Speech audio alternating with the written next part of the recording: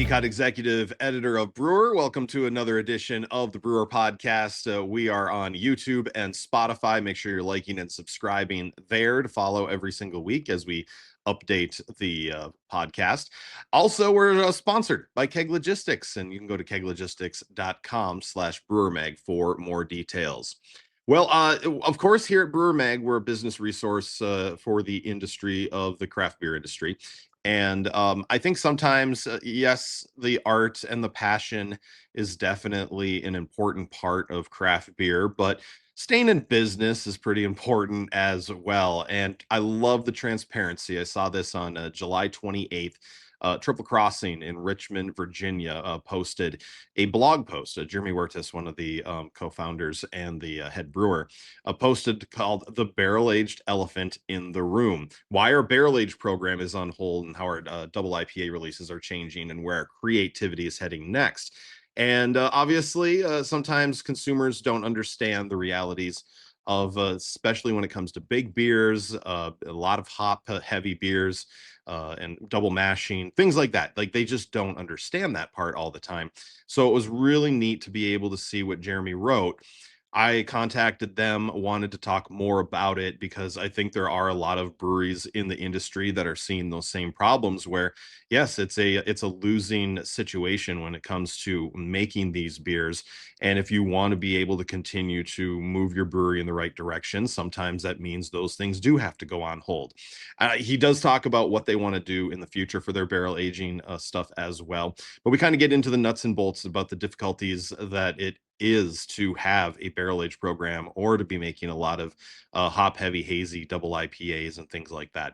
So I hope you enjoy this conversation and get something out of it, and maybe be inspired to understand that yes, it's going to have some blowback sometimes with some of your fans, but it is important to make sure that you're shoring up and streamlining your business as well. So take a listen here to Jeremy Wirtes of Triple Crossing on the Brewer Pod. This Brewer Mag podcast is sponsored by Keg Logistics. Now's the perfect time to review your keg management strategy. Whether you're seeking a truly flexible keg rental program or intrigued by the seamless distribution freedom of paper fill, Keg Logistics is ready to craft a personalized solution for you, ensuring you receive the kegs you need precisely when you need them. For details, visit keglogistics.com/brewermag. Keg Logistics, modern solutions for keg efficiency. And we're joined here on the Brewer Podcast with Jeremy Wirtes of Triple Crossing in Richmond, Virginia. Jeremy, thanks for joining us here on the podcast. Oh, thanks for having me on. I appreciate it. Yeah, and I was telling you off camera, and I think I emailed you guys last week about this because I saw the blog post on your website. It's called "The Barrel-Aged Elephant in the Room: Why Our Barrel Age Program is on Hold, How Our DIPA releases are changing, and Where Our Creativity is Headed Next." I saw that right away and I was very intrigued. Obviously we're a business minded podcast, and I just thought, yeah, this is something that is near and dear to many people's hearts. Consumers don't understand, but other owners are going to understand this. So you guys came public with it that you're going to kind of put the barrel release schedule on hold. You guys aren't going to do that as much. The changes in double IPAs. What convinced you the barrel program was no longer earning a place at Triple Crossing right now? It had just gotten to a point with those beers specifically. We would release, in the heyday, one a quarter, give or take. And they did fine for taproom sales. Our batch size was pretty small for what they were. It'd be 80 cases or 50 cases or somewhere around there on a very expensive bottle filler that only does that specific brand. That's a whole other angle here with that bottle filler and what they do. Sure. We kind of found out early on that there's no great option between about the $3,000 mark and the $50,000 mark. So we had to take the high road on that one and commit to a bottle shape and size and serving size and live with that forever, because that's how that machine's made. That's just one of the headaches involved with it. But it just started to, they just started to kind of sit. People would, they'd come in and get them. And we were, I'd argue we were pretty well known for that program specifically. Our barrel manager, Tyler, at the time, really did a really great job of that program with the blending, and the brewing and the aging and everything involved. But it just got to be the point where it just wasn't really moving much in the tap room anymore, despite how good the beers were. And we were super proud of them, especially on the technical execution of them. but they just weren't moving. So, we brought one back after waiting for that bottling line, like I was talking about, because we ran into an issue with our older, cheaper option. We had that thing purpose built. We released a beer. It had been, I guess, a year and a half, maybe, if I'm remembering the break, and it sold like crazy. Obviously, that first week or so. The next release, that following quarter, that beer just sat for quite a bit. And we really just started to take an honest look at exactly what we're doing, why we're doing it, and the amount of, it's just a constant question between, business and art, oftentimes for us. And we're trying to do the best we can with a balance of it. Certain things have to go the way they go in order to pay the bills and keep everyone employed and keep the place open and running. But at the same time, we do like to express ourselves creatively and do interesting things that we think we can pull off. This was just starting to feel like it wasn't going to be that. Yeah. Yeah. Well, that's all the questions I have. No. So, the thing is, you answered a bunch of questions there that I actually had that I was going to piecemeal. So some of these are going to sound like, the same questions, but, your blog does mention that, even breweries, I mean, this is a podcast for other breweries to listen to, you can make beer, you can make art and you can sell it, but like there is a financial part to this. There's a profit and losses statement.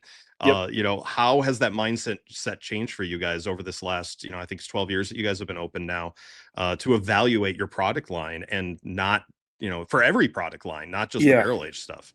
Yeah. I mean, we're trying to, the beer market, it's no secret. It's in a really weird place. I'd argue a more accurate word would be a not good place. So we kind of had a decision to make a couple years ago.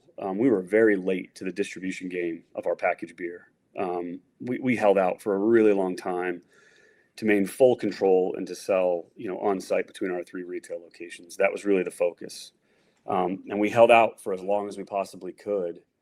But, given the current state of the market and especially post-COVID where people were buying more packaged beer at retailers, it became pretty clear that if we want to keep this thing going at all, that is the strategy and a move we need to make, in order to maintain what we've got going. So, we made the call to kind of, to increase our production of our, flagship IPA, Falcon for those in Richmond. And that required just a lot more of our labor and focus and energy and effort and resources to do that part of it, to actually, do something that would bolster, our business rather than watch a passion project, for lack of a better word, just kind of bleed resources out that was only making X amount of our customer base happy. Yeah, that was funny you brought up passion project because I actually had that written in one of my questions. How do you determine when a product goes either beyond passion product or is just a passion product? And it's like, what, it's great that we're making it, but is there a positive flow for the business in this? Yeah, it's hard to, I think that stuff is really some of the intangible things, like when Don Draper in Mad Men says, we have no idea if this advertising is going to work. I kind of feel the same way about some of these beers where it's like, I obviously, with the replies and outpouring of somewhat mostly positive, I think, but a lot of negative feelings about our decision. You can kind of see that some of the stuff just doesn't make sense after a while, and it just becomes hard to justify when there are things you can do from a technical perspective. For like we've always been. My focus has always been, a refinement of what we do. So that doesn't necessarily have to come from a broad range of programs or styles. I get really into the idea of making the best beer that we possibly can. So like, I don't have a huge issue if it's, we're brewing a lot of several brands to satisfy the market right now, as long as we're doing it well. Yeah. Yeah. One of the biggest costs, obviously, of barrel aging is the barrels. It's the labor. It's the storage. You're taking up space. Yeah. Did you guys kind of? I know you said you haven't like exactly looked at all the numbers, but is there a number that if someone else is thinking about this, that other than just the ingredient costs of making a big sweet barrel aged stout or something like that, is there another part of that financial equation where it's like if this is upside down, that's the sign? Yeah, I don't know that I have. Yeah, I definitely don't have a number tied to it as Sure. much as knowing full well if I think about the process from top to bottom. Like you said, the double mashing, the amount of losses on those ingredient orders, the nightmarish 2 brew days for what is effective, or 2 brew sessions for what is effectively 1 beer in a tank. Um, the tank time it takes to ferment such a big, a high gravity beer like that. That's almost, the amount of weeks involved. It's starting to get into like primary lager fermentation time. Then you're sending it into, fairly expensive used bourbon barrels that then need to be stored for what ours were. I mean, we were at a minimum. I don't think we were anything under 14 or 16 months by the time we were done with it. We purpose built these stouts super roasty and aggressive, and the barley wines even slightly a little bit, to be able to thrive in the environment of, all that spirit soaked wood, so that we'd actually get some like ester character carryover, and we'd retain some roast and those kind of things. So those beers were also beers, we weren't just like party guiling where we could make some and serve it in the tap room clean. They were horrible out of the tank. It's not what I know Right. some breweries will make a stout and they make it clean and then they barrel age it for a while, and that works really well for them. That's great. We were just doing a different thing on that. So from that aspect of it, and then you've got conditioning time, and then you've got multiple hours of multiple people's time going into blending, and selecting the best possible situation, the best possible blend at the time. And then you've got packaging, and I can go on and on about waxing, hand waxing, because we don't have any system to do that whatsoever. Sure. So it's hand waxing after you've labeled and they've cooled off because the bottling line doesn't have a labeler. So that's a separate process too. It's just after all that, you get that done and you stand back and look at how many people's hands were involved in it, which is a point of pride for sure from, like I said, our ability to do it. And you look back and realize how much you're spending to get this done. And it's pretty obvious how upside down we are, so it's obviously a difficult decision, but at some point you've got to recognize what's worthwhile. Yeah. And we'll definitely get into the kind of the consumer reaction and the industry reaction. I'm sure you've heard some of that too. But Yep. every brewery has an opportunity to look back now and go, oh, we could have been doing this instead of this. Like, do you feel that you could have pulled the plug earlier, or what did you sacrifice by keeping the barrel program around? Yeah, I think we could have. I think we could have pulled the plug earlier. I don't know if we sacrificed much at the time because we still hadn't made the decision to boost our production of our, mainstay beers yet. Mm-hmm. So I don't know that we necessarily lost anything as a result of waiting for as long as we did. But I know in many ways the decision was pretty organic and on its own when we just started adding tanks to be able to do what we needed to do for our local market. It became pretty quick. It became, very clear quickly that we couldn't dedicate the proper time and resources to those beers. So we kind of just stopped on its own. It was obviously a little sad to recognize what we'd done. And then we kept getting asked questions about it. And here I am today.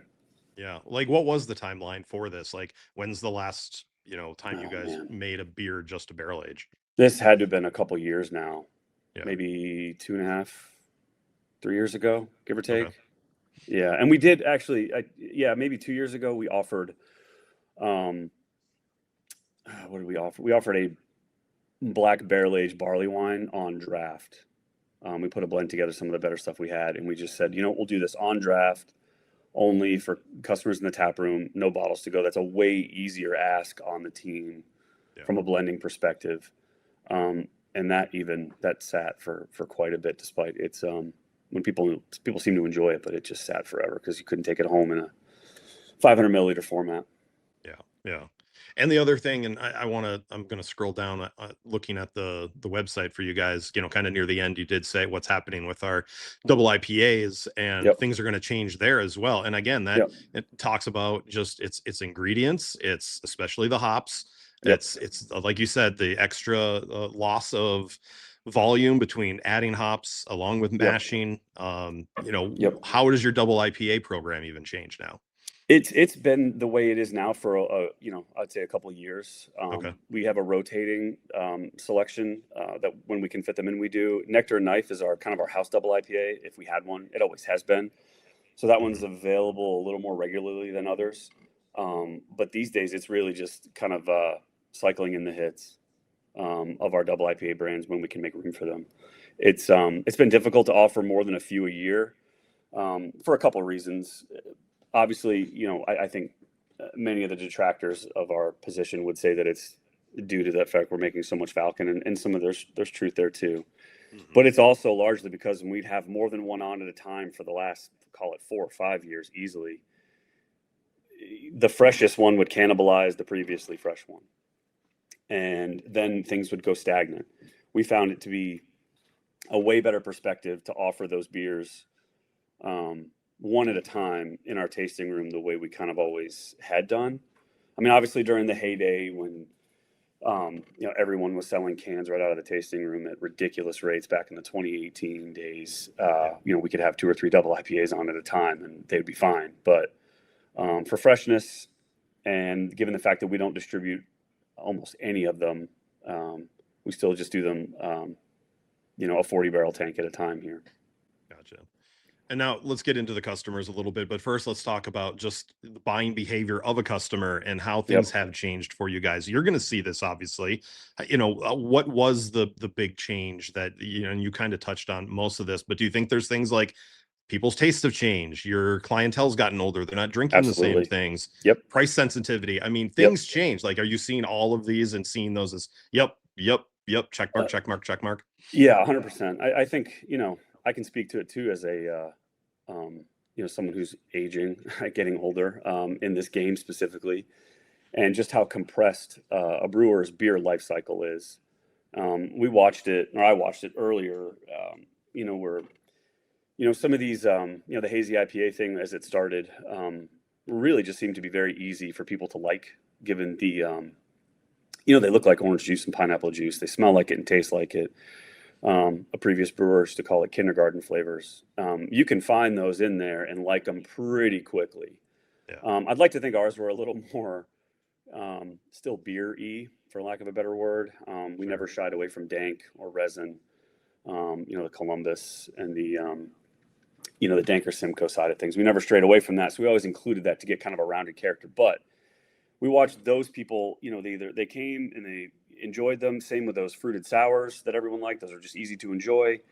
And because it was a pretty quick flash, it all seemed to kind of go away at the same rate.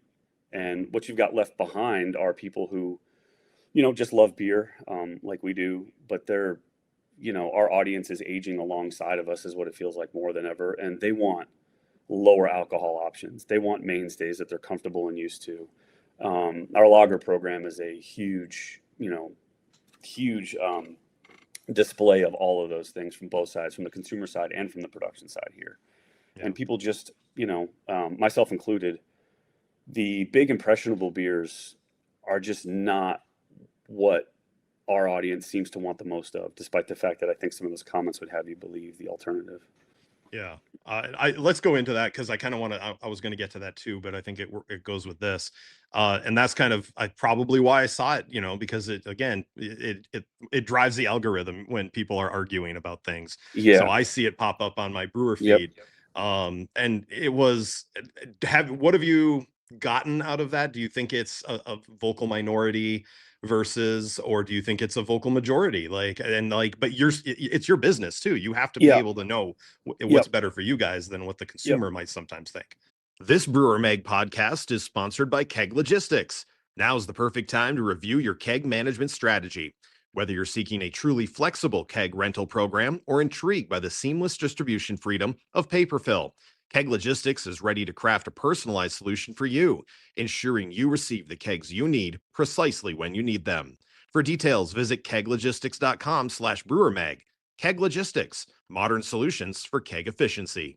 Yeah, I think it's mostly, I think it was overall pretty positive.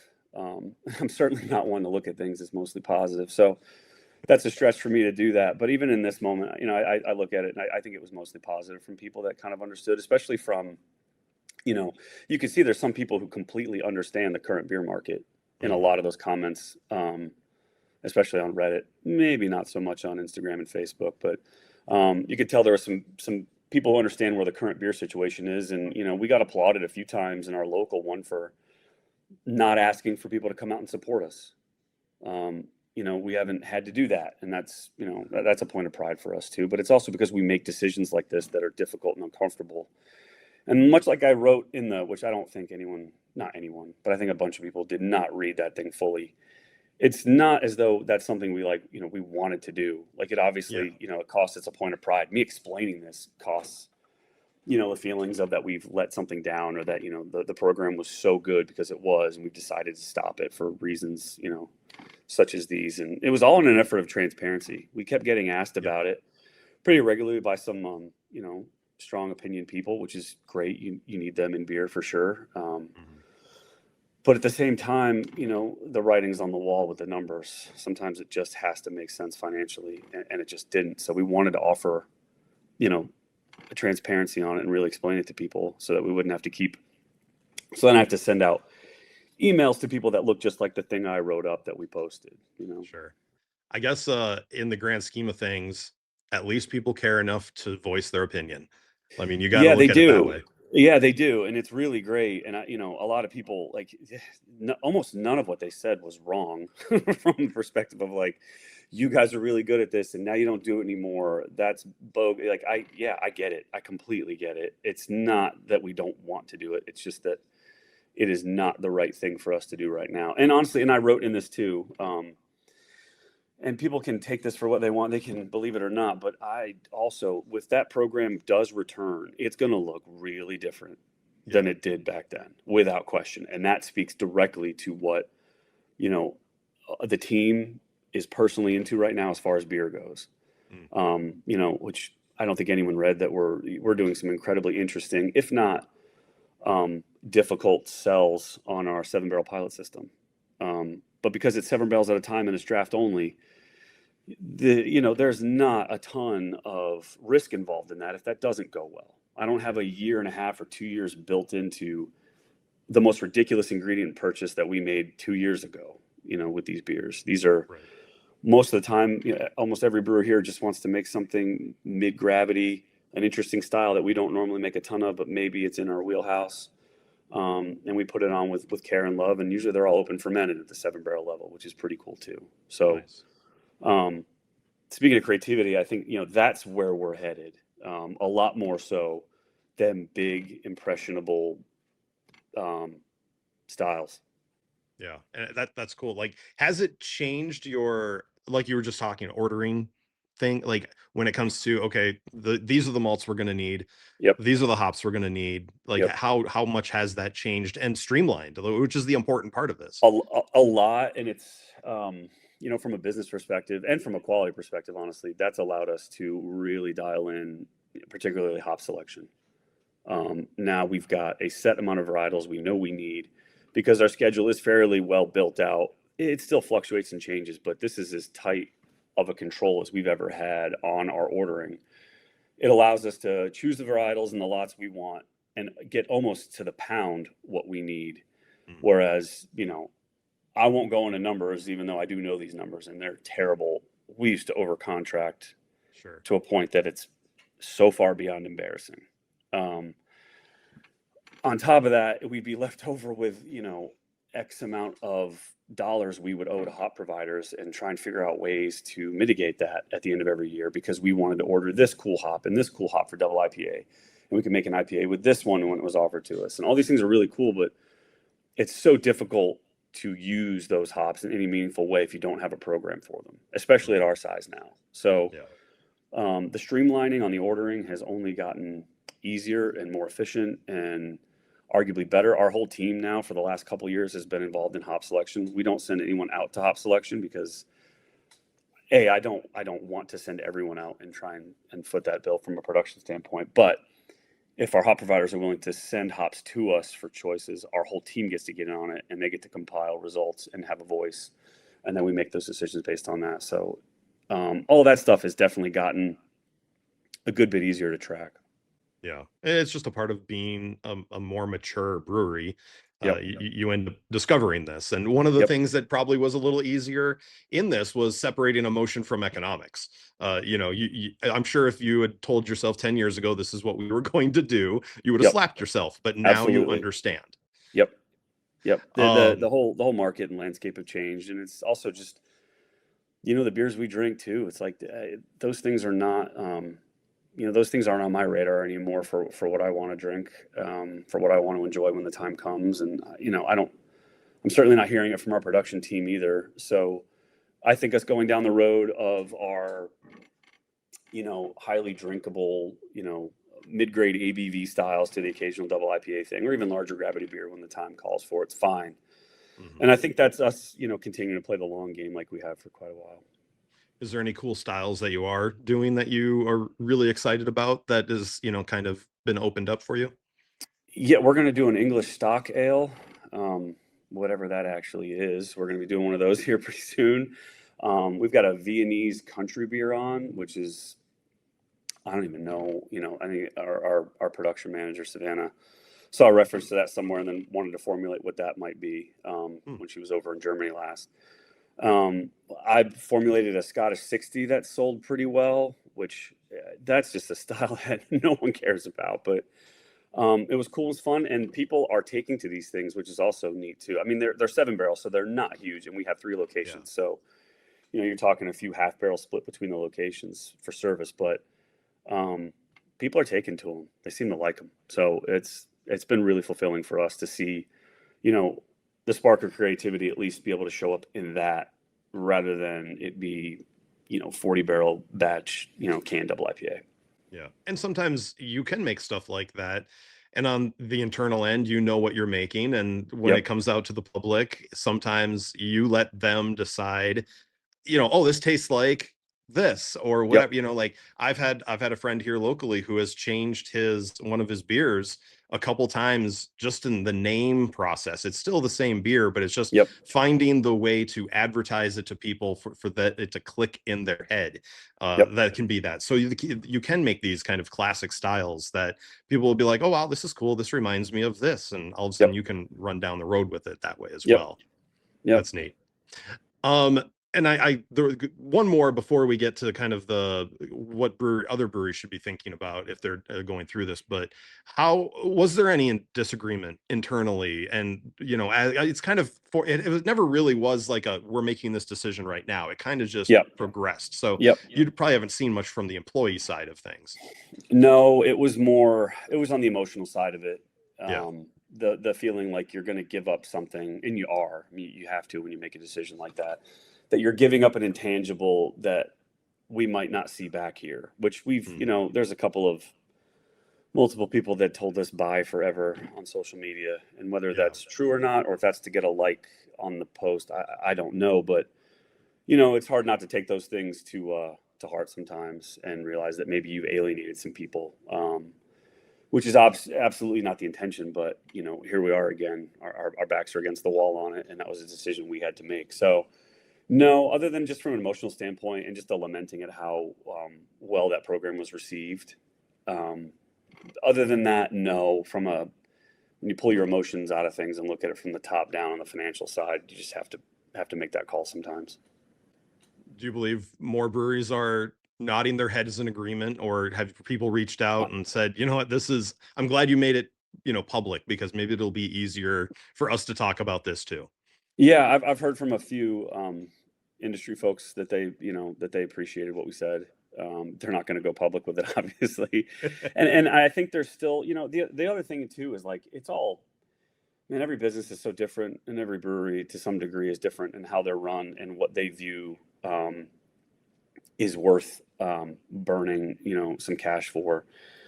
And this project for a given brewery might be worth it to them. They really enjoy it. They like, the fact that when they release some, people will show up for them and have a tap room event and that kind of thing. And the notoriety they might get from a beer, review aggregate website, that might mean a lot to them. That might drive some of their business for them. Yeah, I just think for us, that ship sailed. sure. Is there any advice that you're going to give to breweries that maybe are debating this internally and talk, even if it's just scaling back things? I mean, Yeah, it's worth it, right? Like yeah, if you want your business to continue, you have to be able to sometimes circle the wagons on things. yeah. And I think it's also dependent on where what your market looks like, where you are, and what you're currently doing. Yeah. If you can, yeah, if you want to maintain it and you can scale it back to a degree that's manageable, I think that's fantastic. I think that's great. And, you know, I'd be lying if I said we didn't have plans. It's not in the near future, but to, like I said earlier, bring back a version of what this was, but it would look Yeah. far more like the 1990s, where we would, you know, probably brew a batch or two a year, small, probably in the 9 to 10% alcohol range at the top, at the high end. A little bit more drinkable finish and gravity, not so, you know, not super sweet and full, and offer that up as a seasonal thing. I could see us returning to that at some point, but under a very manageable barrel amount and workload, and an interesting packaging solution that doesn't require what it used to require. So obviously, you know, I'm just thinking out loud here. We've got some things to work on with it, but if I'd say if other breweries can make moves to make it work for them, fantastic. But I also think, you know, there comes a time and a place where you've really got to look hard at what you're doing, what you're good at, and what's working versus what you want to work. Right. You Well, I know? appreciate you talking about it. I think it's an interesting time that we're in, and you know, Yep. I think it's smart to, you know, make those decisions before the decisions are made for you. I mean, I think Yeah. that you just got ahead of the horse possibly. So, Yep. like, good there. But I do appreciate talking business. I always like ending with a little more fun though. Get to Yeah. know you a little bit, to wrap Sure. things up with you know, kind of like a little smile. So some fun questions. I got 3 of them for you. All right. If you get to an appointment, doctor's office, car, whatever, what game or app are you using to kill time for that 15, 20 minutes that you have, or are you in your email working? Boy, would I like to have something cool for that. It's not though. It's just Reddit. I'm not proud of it, but that's probably where I'm headed. Yeah, to check in on various hobbies, the goings on, and, and maybe see us cross posted over an overblown reaction to a post we made for transparency. Do you Google yourself? And when I say that, I mean Triple Crossing. Like how much is it important to stay on social media to read about yourself? Yeah, for the business or your mental health. I think I know the answer to both. Yeah, yeah, you have to do it. And luckily, we have a very talented social media manager who keeps us apprised of those things, at least on the shifts and the trends and the things that are going on. But I learned a long time ago, with Untapped, to just do your best to get a sense and then look away, because otherwise you can really find yourself spiraling out of control with every emotion possible, and that's not the healthiest thing for anybody. Sure. All right. Well, we talked hops a little bit. You get to rename a hop. Mm. What would the new name be for what hop? And, you know, what is there something in there that you're like, this name's not my favorite, I think it should be called this? Or do you have even just a fun name for a hop?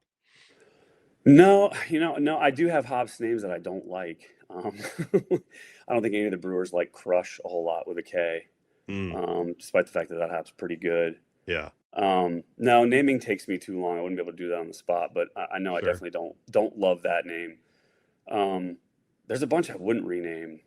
Columbus, Zeus, and Tomahawk. Those are 3 different variants of the same varietal. Those names are awesome. Simcoe rules. I don't even know what that is, other than a small town in Ontario. Yeah. Um, but yeah, no, I wouldn't have anything to rename. Okay. I would go anchovy. Just to do it.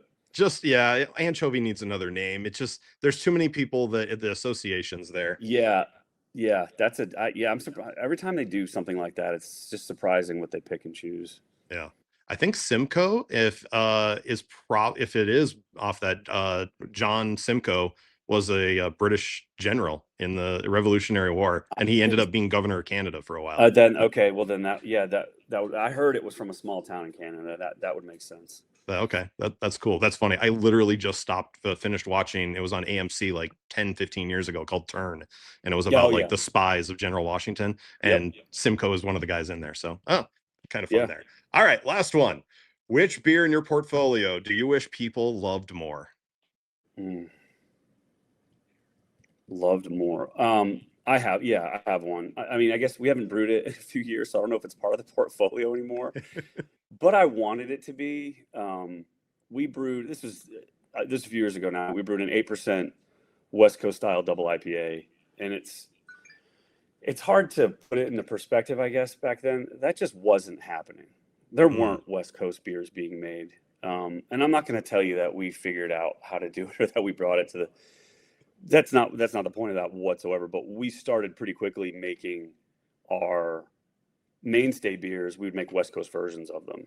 mm. And it wasn't just a yeast switch and that kind of thing. Like there was a lot more thought and planning that went into that and execution. There were some ABV changes and things like that, but developed a whole new brand for an 8% double IPA, and it was absolutely based on the most famous West Coast double IPA that I'm not going to name, but you can take a guess on that one. It's not necessarily a younger beer, and it was called Ground Cover, and I love the name, I love the brand, I love the idea, and the whole point of it was to be, a pintable 8% West Coast style double IPA.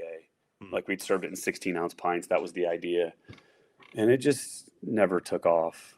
Mm. Um, is it the beer's fault? Yeah, sure, maybe. Okay, but is it also just maybe it wasn't the right thing at the right time? I Yeah. wish people would have understood that a little bit more. It's almost to the point we haven't made since then another West Coast style double IPA. Our West Coast style IPAs do really well. They do great. They're fantastic. They do fine. But if there's like trepidation in doing an 8% double. So I picked that beer. There you go. Well, excellent. I appreciate you taking the time to talk a little bit of beer, a little bit of business, and some fun as well. So, Jeremy, thanks so much, and best of luck with what you guys got going forward, and looking forward to the whatever the future of the barrel program is for you.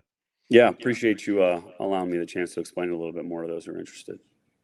This Brewer Mag podcast is sponsored by Keg Logistics. Now's the perfect time to review your keg management strategy. Whether you're seeking a truly flexible keg rental program or intrigued by the seamless distribution freedom of paper fill, Keg Logistics is ready to craft a personalized solution for you, ensuring you receive the kegs you need precisely when you need them. For details, visit keglogistics.com/brewermag. Keg Logistics, modern solutions for keg efficiency.